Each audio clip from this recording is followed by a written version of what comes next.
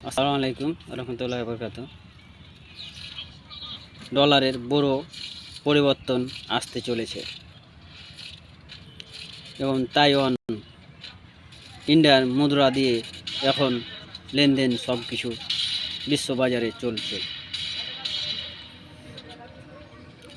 কি চমৎকার দেখাইলো আইজিসি ইরান,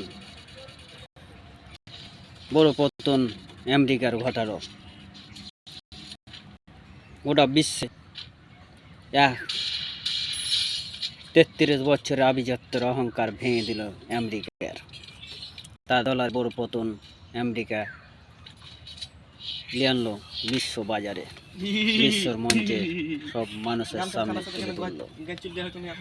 আজ থেকে নতুন ভাবে চালু হয়েছে ইন্ডিয়ার